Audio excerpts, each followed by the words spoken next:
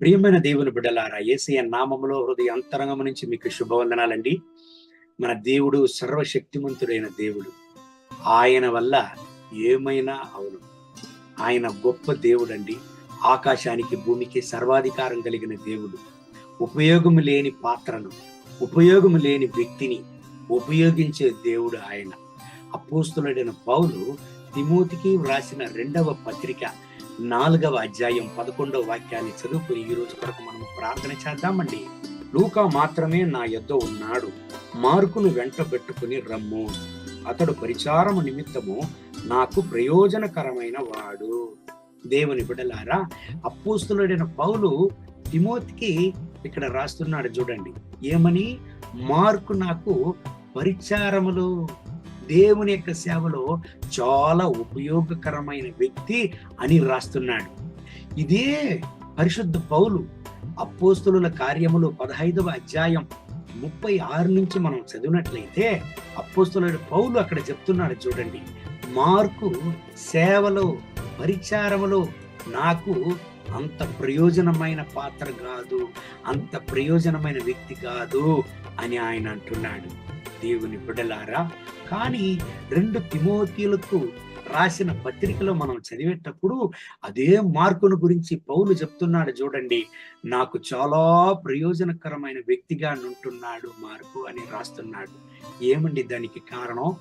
దేవాతి దేవుడు, రాజాతి రాజు, ప్రభువైన యేసయ్య ఒక వ్యక్తిని ఉపయోగించడానికి ప్రారంభిస్తే ఎవరు ఆటంకపరచలేరండి. దేవాతి దేవుడు, రాజాతి రాజు మార్కును ఉపయోగించడానికి ప్రారంభించాడు. దేవుడు ఉపయోగించడానికి ప్రారంభించిన తరువాత నిరాకరించిన అదే పరిశుద్ధ పౌలు తన సేవలో మార్కును ఉంచుకున్నాడు. ఈ ఉదయకాల సమయంలో నా ప్రియమైన దేవుని బిడ్డలారా, చోలిపోయి ఉన్నారా? నా కుటుంబంలో ఉపయోగం లేని వ్యక్తిగా నేను ఉంటున్నాను. నా కుటుంబంలో నేను ఉపయోగం లేని వ్యక్తిగా ఉంటున్నాను. నా సమాజంలో, నా కార్యాలయంలో ఉపయోగం లేని వ్యక్తిగా నేను ఉంటున్నాను. నా వల్ల ఎవరికి ప్రయోజనము లేదే అని ఏడుస్తున్నారా?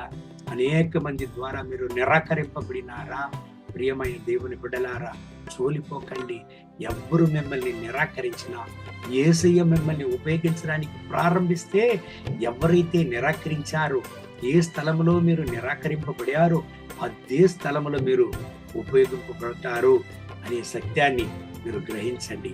ఈనాటికి సమాజంలో మనం చూసినట్లయితే తక్కువ జ్ఞానం, తక్కువ వివేకం ఉండే వాళ్ళు చాలా ఉన్నత స్థితిలో ఉంటారు, ఉన్నత స్థాయిలో ఉంటారు.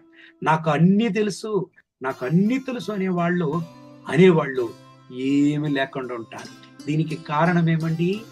దేవాతి దేవుని యొక్క కృప. ఒక మనిషి పైన దేవుని కృప దిగి వచ్చినట్లయితే ఎవరినైనా ఆయన ఉపయోగిస్తాడు. చోలిపోకండి. ఏడుస్తున్నారా? బాధపడుతున్నారా? నీ కొరకు నేను ప్రార్థించేదా?